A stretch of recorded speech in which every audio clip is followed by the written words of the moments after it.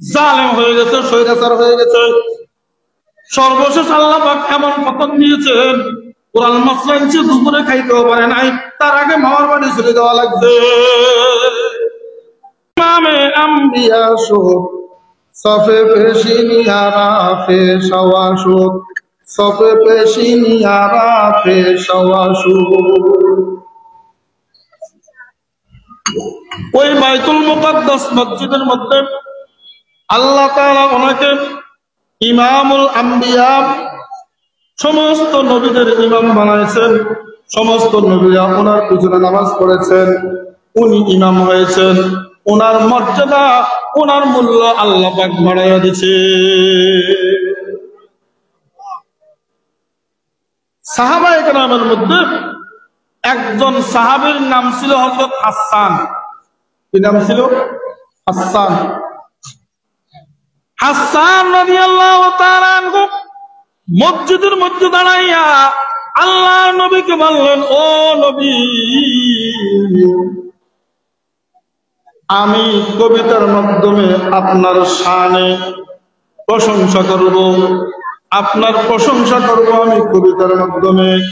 নবী আলাইহিস সালাম নিচের দিকে মাথাটা ঝুঁকিয়ে রাখছেন। হাসান প্রশংসা করবে, আমার সামনে আমি বসে বসে শুনবো, আমার প্রশংসা করবে, এটা তো হয় না। হাসান রাদিয়াল্লাহু তাআলা আনহু অনুমতি না পাইয়া বসে যাইতেছে, এখনো পুরোপুরি বসে নাই। ঠিক ওই টাইমে জিবরাইল আলাইহিস সালামের হেলিকপ্টারের আওয়াজ শোনা যাচ্ছে। আল্লাহর নবী বলেন, কি রে জিবরাইলের আওয়াজ শোনা যায় কেন? জিবরাইলের হেলিকপ্টারের আওয়াজ শোনা যায় কেন? কি ব্যাপার? জিবরাইল আলাইহিস সালাম আল্লাহর নবীকে এসে বললেন, ইয়া রাসূলুল্লাহ, ইয়া হাবিবাল্লাহ, হাসান রাদিয়াল্লাহু তাআলা আনহু আপনার প্রশংসা করবে, আপনার শানে কবিতা বলবে, আপনি অনুমতি দেন না কেন? আল্লাহ তাআলা আরশ আজিম থেকে অনুমতি দিয়া আমি জিবরাইলকে আপনার কাছে পাঠাইছি। বুখারী শরীফের হাদিস, রাসূল আকরাম সাল্লাল্লাহু আলাইহি ওয়াসাল্লাম বলেন, উম ইয়া হাসান, উম ইয়া হাসান, আইয়াদাকাল্লাহু বিরূহিল কুদসি মিনহু। ও হাসান, দাঁড়াও, আর বসা লাগবে না। আল্লাহ তাআলা তোমার সাহায্য করেছেন জিবরাইলের মাধ্যমে, তার পক্ষ থেকে। তুমি উঠো, তুমি কি বলার বলো। হযরত হাসান রাদিয়াল্লাহু তাআলা আনহু আল্লাহর নবীর প্রশংসায় কবিতা বলতেছেন, ওয়া আহসানা মিনকা লাম তারা কাত্তু আইনি, ওয়া আহসানা মিনকা লাম তারা কাত্তু আইনি, ওয়া আজমালা মিনকা লাম তালিদুন নিসাউ, ওয়া আজমালা মিনকা লাম তালিদিন নিসাউ। হাসান রাদিয়াল্লাহু তাআলা আনহু বললেন, ইয়া রাসূলুল্লাহ, ইয়া হাবিবাল্লাহ, আমার এই চোখ, আমার এই দুইটা চোখ আপনার মতো সুন্দর আর দেখেনি। আমার দুই চোখ আপনার চেয়ে বেশি সুন্দর দেখেনি। দেখবে কিভাবে? ওয়া আজমালা মিনকা লাম তালিদিন নিসা, আপনার চেয়ে সুন্দর, আপনার চেয়ে সুন্দর পৃথিবীর মধ্যে কোন মহিলা সন্তান জন্ম দেয়নি। কোন মহিলা আপনার চেয়ে সুন্দর সন্তান জন্ম দেয়নি। আপনি সবচেয়ে সুন্দর। আহসান, প্রথমে বলছে আহসান, পরে বলছে আজমাল। আহসান মানে বাহ্যিক সৌন্দর্য, আজমাল অর্থ হইল আভ্যন্তরীণ সৌন্দর্য, অন্তর সৌন্দর্য, আত্মিক সৌন্দর্য। আপনার বাহিরেও সুন্দর, আপনার ভিতরেও সুন্দর। আপনার বাহিরে যেরকম চেহারা সুন্দর, ঠিক ভিতরে আপনার এরকম সুন্দর। আল্লাহু আকবার। হাসান রাদিয়াল্লাহু তাআলা আনহু নবীজির শানে বলতেছেন, খুলিকতা মুবাররাআম মিন কুল্লি আইবিন খুলিকতা মুবাররাআম মিন কুল্লি আইবিন কান্নাকা কদ খুলিকতা কামা তাশাউ।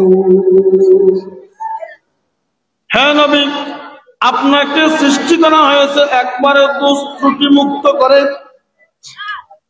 আপনার মধ্যে কোনো দোষ নাই, আপনার মধ্যে কোনো ত্রুটি নাই, কোনো কিছু নাই। আপনাকে এমন ভাবে সৃষ্টি করা হয়েছে যেন আপনি যেমন ভাবে চেয়েছেন তেমন ভাবে আপনাকে সৃষ্টি করা হয়েছে।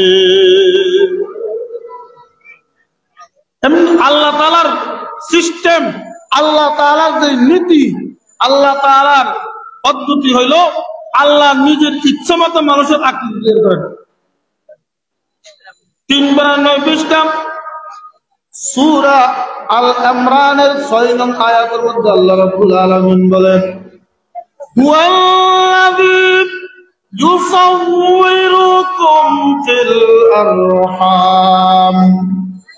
ফিল আরহামি কাইফা ইয়াশা।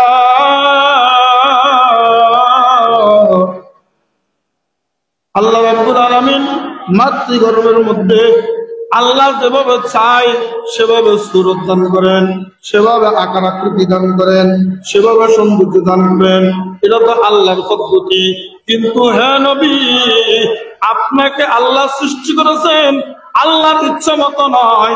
আল্লাহ আপনাকে সৃষ্টি করেছেন আপনার নিজের ইচ্ছা মতে। আপনি যেমনটা চেয়েছেন আল্লাহ তেমনি ভাবে আপনাকে সৃষ্টি করেছে, সুন্দর করে। তারপরে হাসান রাদিয়াল্লাহু তাআলা আনহু বলেন, আমার প্রশংসার কারণে নবীজির দাম বাড়ে নাই, বরং নবীজির প্রশংসা করার কারণে আমার কথার দাম বেড়ে গেছে। মা ইম্মা দাআতু মুহাম্মাদাম বিমাকালাতি মা ইম্মা দাআতু মুহাম্মাদাম বিমাকালাতি লাকিন মা দাআতু মাকালাতি মুহাম্মাদি লাকিন মা দাআতু মাকালাতি মুহাম্মাদি।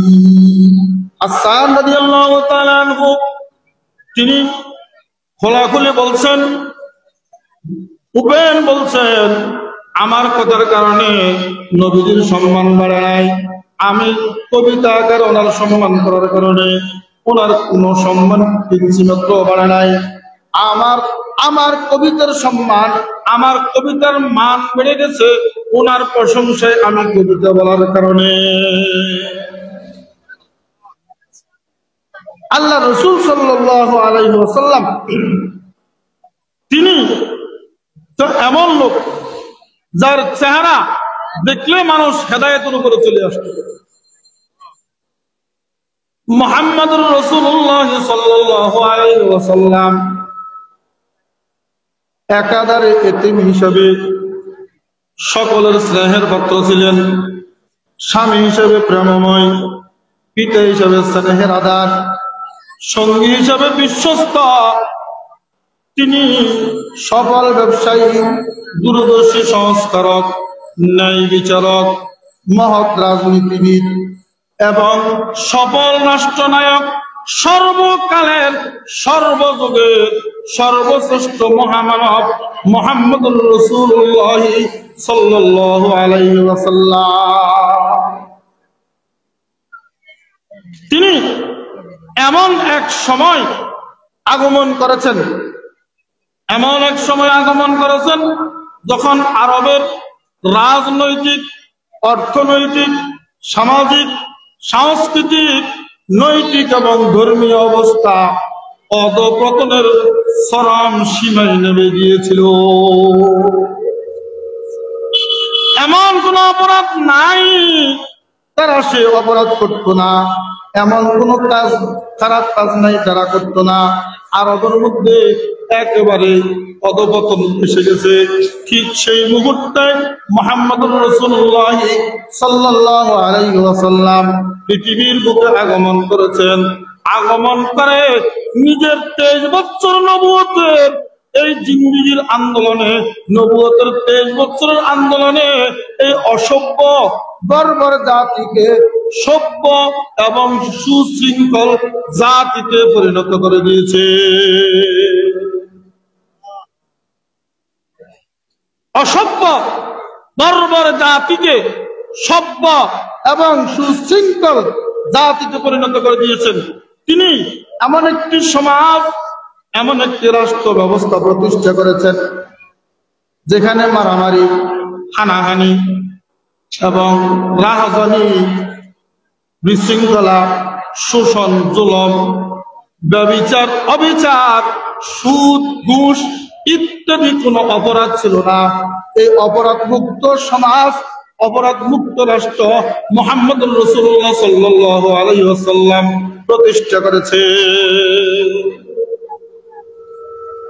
আজকেও যদি কেউ সমাজকে অপরাধ মুক্ত করতে চায়, রাষ্ট্রকে অপরাধ মুক্ত করতে চায়, সেই মুহাম্মদুর রাসূলুল্লাহ সাল্লাল্লাহু আলাইহি ওয়াসাল্লামের নীতি আদর্শ ছাড়া, ওনার সেই পদ্ধতি ছাড়া রাষ্ট্রকে অপরাধ মুক্ত করা, সমাজকে অপরাধ মুক্ত করা অসম্ভব। সমাজকে অপরাধ মুক্ত করতে হইলে, রাষ্ট্রকে অপরাধ মুক্ত করতে হইলে মুহাম্মদুর রাসূলুল্লাহ সাল্লাল্লাহু আলাইহি ওয়াসাল্লামের সেই পদ্ধতি অবলম্বন করতে হবে। কারণ বর্তমান সকল দেশে, আমাদের বাংলাদেশ সহ সমস্ত দেশের মধ্যে যে আইন, যেমন আমাদের বাংলাদেশের মধ্যে আছে বাংলাদেশ দণ্ডবিধি, আদালতের মধ্যে হাকিম বলে না বাংলাদেশ দণ্ডবিধি অমুক ধারার অমুক এই অনুযায়ী এই হয়েছে, এটা বলেনি। বাংলাদেশ দণ্ডবিধি, ভারতীয় দণ্ডবিধি এভাবে নামকরণ করে শাস্তি দেওয়া হয়, কিন্তু শরীয়তের মধ্যে এটা না। শরীয়তের মধ্যে ভাগ ভাগ রয়েছে। শরীয়তের মধ্যে এক একটা অপরাধের এক একটা সিরিয়াল আছে। শরীয়তের মধ্যে একটা আছে হুদুদ, একটা আছে কিসাস, আর একটা আছে তাজিরাত। হুদুদ এটা আল্লাহ পাকের হক প্রমাণ, সেখানে আল্লাহ তাআলা এটার নির্ধারণ করে দিয়েছেন। চুরি, ডাকাতি, ব্যভিচার, ব্যভিচারের অপবাদ এবং মদ পান করা, এগুলার আল্লাহ তাআলা শাস্তি নির্ধারণ করে দিয়েছেন। এই শাস্তিগুলো কোনো বিচারক, কোনো শাসক, কোনো সরকারের ক্ষমতা নাই ক্ষমা করার। এবং এই অপরাধগুলো যে শাস্তি, এই শাস্তি যদি না দিয়ে সে তওবা করে, তার তওবা আল্লাহর দরবারে কবুল হবে না। আরেকটা আছে কিসাস, একজনকে হত্যা ক্ষমা করে দেয়, ক্ষমা পাইতে পারে, কিন্তু বিচারক বা সরকার, আদালত এটাকে অন্যভাবেও শাস্তি দিতে পারে, যাবজ্জীবন বা অন্য কোনো শাস্তি। আরেকটা আছে তাজিরাত, দ্বন্দ্ববিধি। এই দ্বন্দ্ববিধির সেখানে কোনো শরীয়তের পক্ষ থেকে কি নাই, নির্ধারণ কোনো শাস্তি নাই। সেটা বিচারক, আদালত লঘুতর থেকে লঘু থেকে লঘুতর, কঠোর থেকে কঠোরতর শাস্তি দিতে পারবে। এমনকি বিচারক বা আদালত চাইলে ক্ষমা করে দিতে পারবে। এগুলো হলো শরীয়তের বিচার। কিন্তু তার মধ্যে একটা আছে সন্ত্রাস, একটা আছে কি সন্ত্রাস।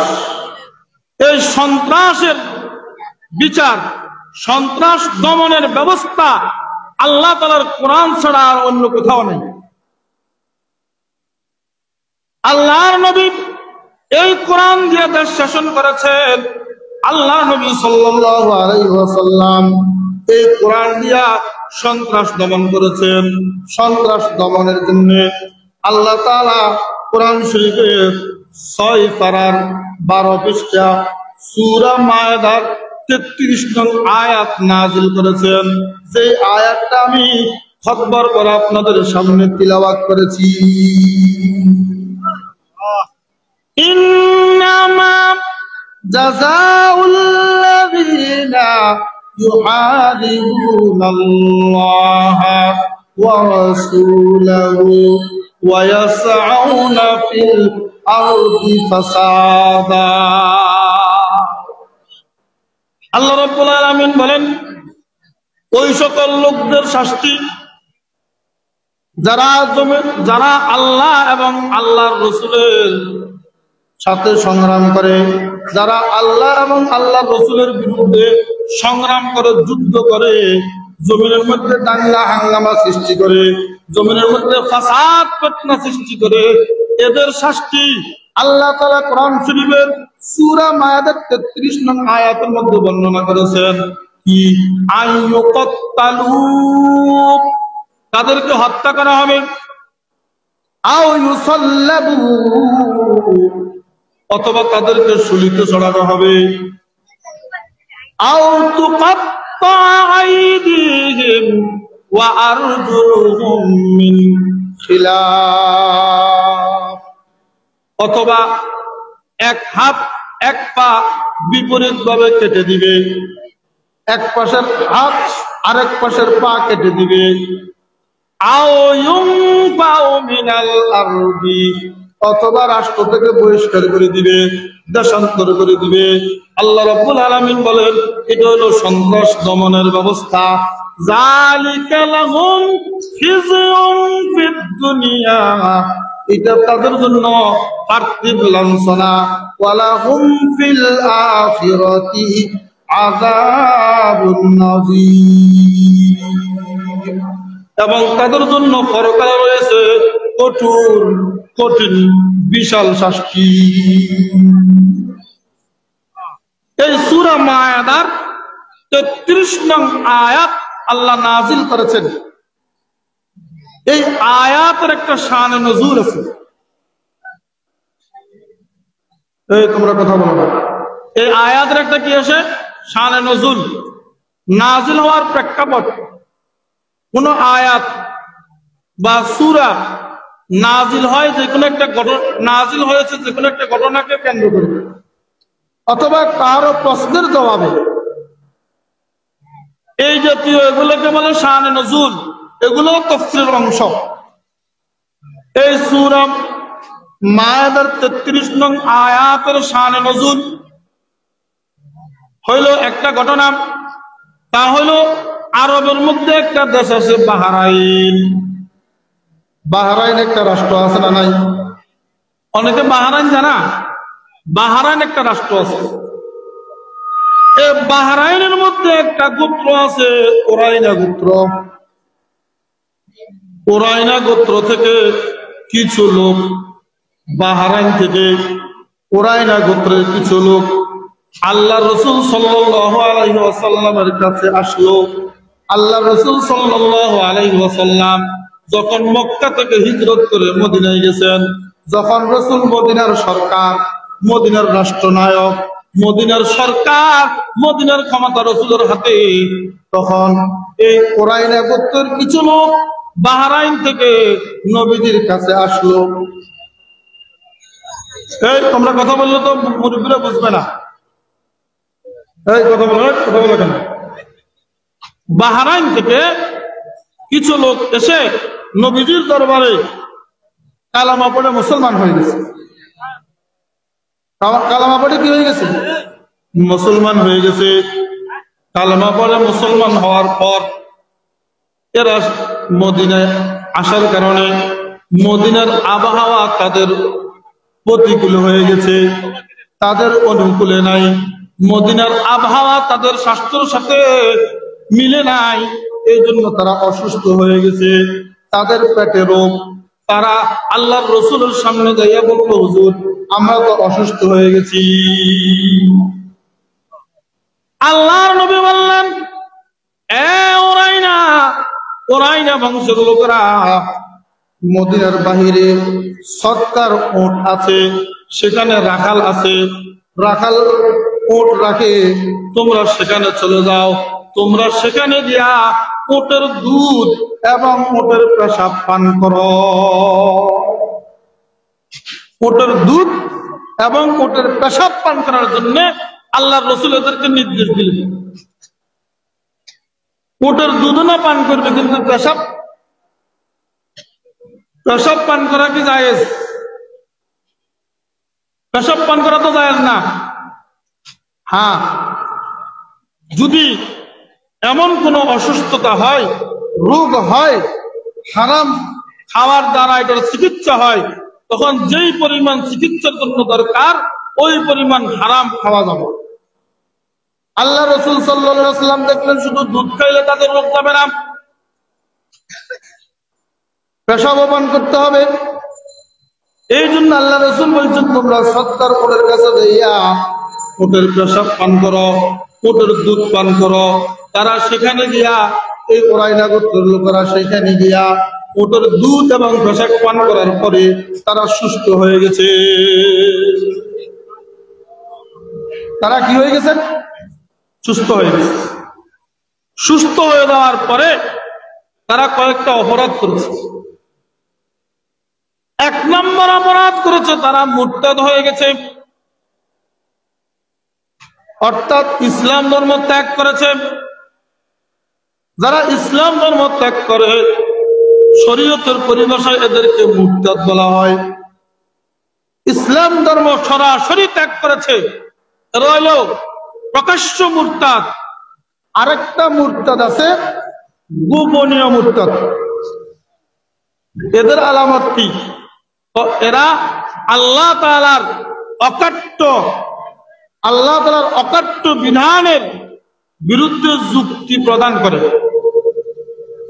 মুসলমান দাবি করে, নিজে মুসলমান দাবি করে, কিন্তু আল্লাহ তাআলার অকাট্য বিধানের বিরুদ্ধে যুক্তি দাঁড় করায়। ইবলিসের মতো মিস্টার ইবলিস আল্লাহ তাআলার বিধানের বিরুদ্ধে, আল্লাহ তাআলা বলছে ইবলিস সিজদা করো, ইবলিসে যুক্তি দাঁড় করাইছে, ক্বালা আনা খায়রুম মিনহু খালাকতানি মিন নারিন ওয়া খালাকতাহু মিন তিন। ইবলিস আল্লাহর বিধানের বিরুদ্ধে যুক্তি দাঁড় করাইছে। ইবলিস বলল, আমি উত্তম আদম থেকে, আদম না আমাকে সিজদা করবে, আমি কেন আদমকে সিজদা করব? উত্তম আদমকে সিজদা করবে, আমি উত্তম, আমাকে আদম সিজদা করবে, আমি কেন আদমকে সিজদা করব? আমি আগুনের দ্বারা তৈরি হয়েছে, আমাকে আপনি আগুন দ্বারা তৈরি করেছেন, আদমকে মাটি দ্বারা তৈরি করেছেন, আমি উত্তম, আমি কেন সিজদা করব? এই যুক্তি দাঁড় করেছে আল্লাহ তাআলার বিধানের বিরুদ্ধে। এই জন্য আল্লাহ রাব্বুল আলামিন বলেন, ক্বালা ফাখরুজ মিনহা ফাইন্নাকা রাজীম। আল্লাহ রাব্বুল আলামিন বলেন, ইবলিস আমার বিধানের বিরুদ্ধে যুক্তি দাঁড় করায়ছ, এই জান্নাত থেকে বের হও। আল্লাহর বিরুদ্ধে, আল্লাহর বিধানের বিরুদ্ধে ইবলিস যুক্তি দেওয়ার কারণে আল্লাহ তাআলা ইবলিসকে 4টা পুরস্কার দিয়েছেন। কয়টা পুরস্কার? কয়টা? 4টা পুরস্কার। 1 নম্বর, জান্নাত থেকে বহিষ্কার করে দিয়েছেন। আদম সহ সেখানে জান্নাতে ছিল, ইবলিসকে জান্নাত থেকে বহিষ্কার করে দিয়েছেন। 2 নম্বর পুরস্কার, ইবলিস 80,000 বছর ইবাদত করেছে, 80,000 বছরের ইবাদত আল্লাহ নষ্ট করে দিয়েছেন, এটা বাতিল করে দিয়েছেন। ইবলিসের 80,000 বছরের ইবাদত শেষ। 3 নম্বর, ইবলিস সমগ্র পৃথিবীর রাজা ছিল, এই পরিমাণ আল্লাহকে সিজদা করেছেন, জমিনে কোনো জায়গা বাদ নাই যে সে সিজদা করে নাই। আল্লাহর ইবাদত করতে করতে, সিজদা করতে করতে করতে করতে আল্লাহর কাছে এত প্রিয় হয়েছে, এই ইবলিসকে আল্লাহ খুশি হইয়া সমগ্র পৃথিবীর রাজত্ব দিয়েছেন। আল্লাহ তাআলা সেই রাজত্ব ছিনিয়ে নিয়েছেন। এটা 3 নম্বর পুরস্কার। 4 নম্বর পুরস্কার হইল, ইবলিসকে আল্লাহ তাআলা চিরতরের জন্য রহমত থেকে বঞ্চিত করে, লানত, রহমত থেকে বঞ্চিত করে, লানত, অভিশাপের মালা গলায় পরায় দিয়েছে। অভিশাপ, অভিশাপের মালা দিয়েছেন। চিরতরের জন্য তাকে রহমত থেকে বঞ্চিত করেছে। কয়টা পুরস্কার? 4টা পুরস্কার। আল্লাহ তাআলা এই কথাটা, ইবলিসের এই কথাটা বারবার কোরআন শরীফের মধ্যে বলেছেন। কেন? তো যারা আল্লাহ তাআলার বিধানের বিরুদ্ধে যুক্তি দান করাইবে, যুক্তি দান করবে, তো তাদের জন্য এই পুরস্কারগুলো রয়েছে। ইবলিসের মতো তারা আল্লাহর বিধানের বিরুদ্ধে যুক্তি দিবে, যুক্তি প্রদান করবে, তাদের জন্য এই পুরস্কার রয়েছে। এই জন্য আল্লাহ কোরআনে বারবার এই কথাগুলো আলোচনা করেছে। যেমন আমাদের দেশে কিছু কিছু শিক্ষিত সমাজ, শিক্ষিত মানুষ বলে কত পুরুষ যেরকম মাঠে ঘাটে, চাকরিতে, সংসদে এবং বিমানে, গাড়িতে ড্রাইভিং করে, তো নারীরাও তো এরকম করতে পারবে। নারীরা করতে পারবে না কেন? পুরুষ উপার্জন করে, চাকরি করে, আয় ইনকাম করে, নারীরাও করতে পারবে। নারীদেরকে ঘরে বসে রাখবে কেন? ফার্মের মোরগের মতো, মুরগির মতো। এরকম কিছু কিছু লোক বলে। এই যারা এগুলো বলে তারা নারীদের পারিবারিক দায়িত্ব কি, পুরুষের পারিবারিক দায়িত্ব কি, এগুলো কিছুই বুঝে না। আল্লাহ তাআলা নারীকে পারিবারিক 4টা দায়িত্ব দিয়েছেন। কয়টা দায়িত্ব? 1 নাম্বার, প্রতি মাসে ঋতুস্রাব। এটা পুরুষের না নারীর? মাসিক, প্রতি মাসে ঋতুস্রাব, এটা নারীর। 2 নাম্বার, সন্তান গর্ভে ধারণ করা, এটা পুরুষের না নারীর? 3 নাম্বার, সন্তান প্রসব করার কষ্ট সহ্য করা, এটা পুরুষও সহ্য করে না নারী সহ্য করে? নারী সহ্য করে। 4 নাম্বার, সন্তান জন্ম হওয়ার পরে নিজের স্তনের দুধ দিয়া সন্তানকে লালন পালন করা, এটা কার দায়িত্ব? কার দায়িত্ব? নারীর। তাহলে মাসিক ঋতুস্রাব, সন্তান গর্ভে ধারণ করা, সন্তান প্রসব করা, সন্তান নিজের স্তন থেকে দুধ পান করে লালন পালন করা, এই 4টা দায়িত্ব পারিবারিক ভাবে আল্লাহ পাক নারীকে দিয়েছেন। এই 4টা দায়িত্ব যেহেতু নারীকে দিয়েছেন, এই 4টা দায়িত্ব পালন করতে গিয়া ঘর সুবিধা নাকি রোডঘাট সুবিধা? মনে করেন ঋতুস্রাব, এটার জন্য মাঠ ঘাট, চাকরির জায়গায় সুবিধা না ঘর সুবিধা?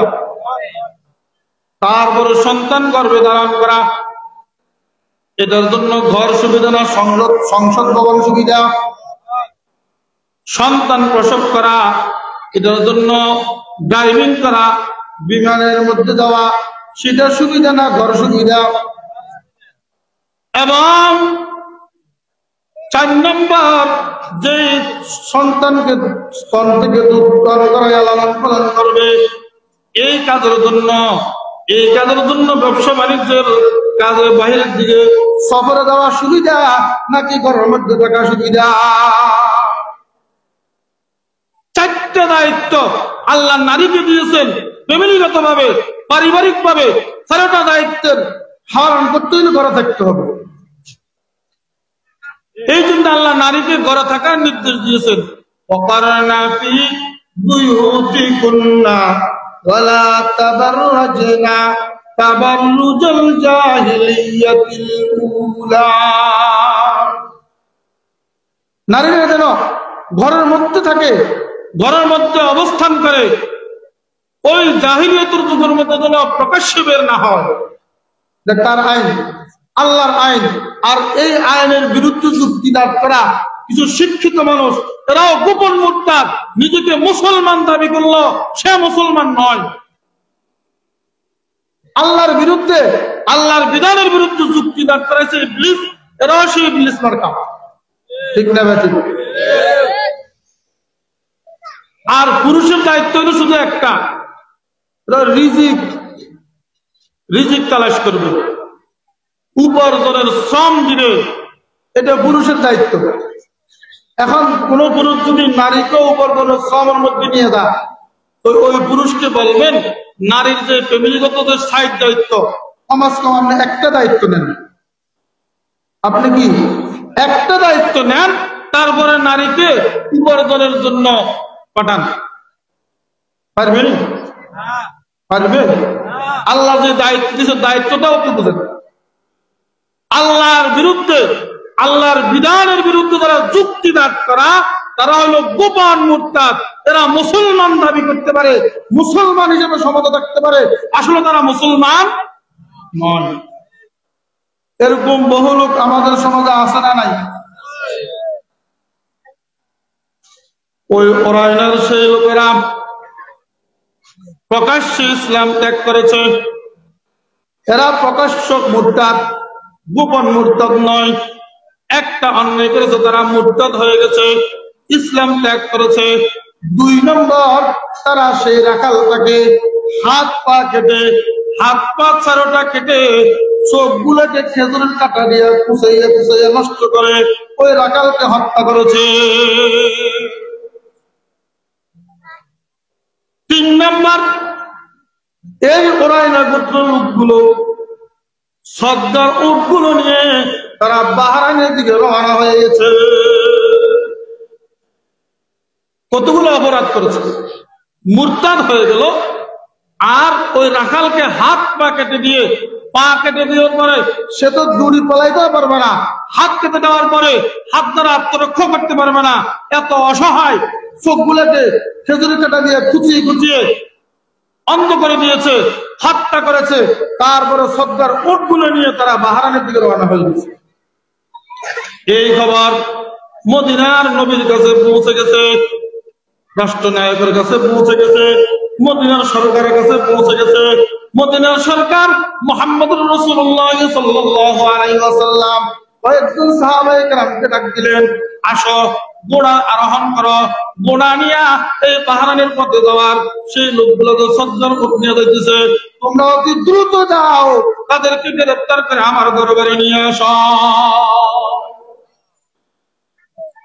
সাহাবায়ে কেরাম ঘোড়ার পৃষ্ঠে আরোহণ করে অতি দ্রুত চলে গেলেন। ওরা তো উট নিয়ে আস্তে আস্তে যাইতেছে, সাহাবায়ে কেরাম দ্রুত গিয়ে তাদেরকে ধরে ফেলছে, তাদেরকে গ্রেফতার করে উট সহ রাসূলের দরবারে নিয়ে এসেছে। আর এদের এই কাজটার নাম হলো সন্ত্রাস। তাদের এই কাজটার নাম কি? সন্ত্রাস। সন্ত্রাস মুফাসসিরিনে কেরাম বলেন, সন্ত্রাসের জন্য 3টা জিনিস দরকার। কয়টা? 1 নম্বর দলবদ্ধতা, দলবদ্ধ হইতে হবে, কয়েকজনে মিলে দলবদ্ধতা। 2 নম্বর অস্ত্র ব্যবহার করা। 3 নম্বর নিরপরাধের উপরে হামলা করা। কার উপরে? নিরপরাধ ব্যক্তির উপরে হামলা করা। এই 3টা একসাথে হইলে এটাকে সন্ত্রাস বলে। দলবদ্ধতা এবং অস্ত্র নিয়ে নির্দোষ নিরপরাধ ব্যক্তির উপরে হামলা করা, এটার নাম সন্ত্রাস। এই বাহরাইনের লোকেরা দলবদ্ধভাবে ছিল কি ছিল না? দলবদ্ধভাবে ছিল। অস্ত্র নিয়ে ওই হামলা করেছে নির্দোষ রাখালের উপর, এই কাজটা সন্ত্রাস, এটার নাম হলো সন্ত্রাস। মুফাসসিরিনে কেরাম এই সন্ত্রাস, এটা সন্ত্রাস কাজ করেছে, এরা হলো সন্ত্রাসী। মুহাম্মদুর রাসূলুল্লাহ সাল্লাল্লাহু আলাইহি ওয়াসাল্লাম যেহেতু মদিনার সরকার, সন্ত্রাসীকে শাস্তি দিবে দেশের সরকারে। যেহেতু রাসূলুল্লাহ সাল্লাল্লাহু আলাইহি ওয়াসাল্লাম মদিনার সরকার, এদেরকে শাস্তি দিবে। কিন্তু শাস্তি কি দিবে? এখন পর্যন্ত সন্ত্রাসের কোনো শাস্তি ওনার নিকটে আসেনি। বাহরাইনের এই লোকগুলো যখন আসলো, এদেরকে এরা সন্ত্রাস কাজ করেছে, এরা সন্ত্রাসী, এদের কি শাস্তি এটা নবীজি তার আগে জানা নাই, এটা তার পূর্বে আল্লাহ বিধান দেয় নাই। এই জন্য এই আল্লাহ রাব্বুল আলামিন সূরা মায়েদার 33 নং আয়াত আল্লাহর নবীর কাছে নাযিল করেছেন এই সন্ত্রাসের বিচার করার জন্য। সন্ত্রাসের বিচার করার জন্য আল্লাহর নবীর কাছে আল্লাহ তাআলা সূরা মায়েদার 33 নং আয়াত নাযিল করেছেন। সূরা মায়েদার 33 নং আয়াত আল্লাহ রাব্বুল আলামিন নাযিল করেছেন সন্ত্রাস দমন ব্যবস্থা। আয়াতের মধ্যে হলো সন্ত্রাস দমন ব্যবস্থা, আর শানে নজুল ঘটনার মধ্যে হলো সন্ত্রাস।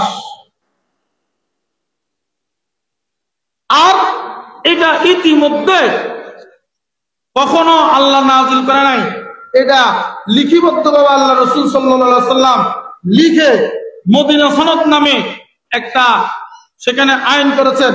আমাদের বাংলাদেশের মধ্যে যখন সংবিধান আছে, আল্লাহর রাসূলের সংবিধান ছিল মদিনা সনদ।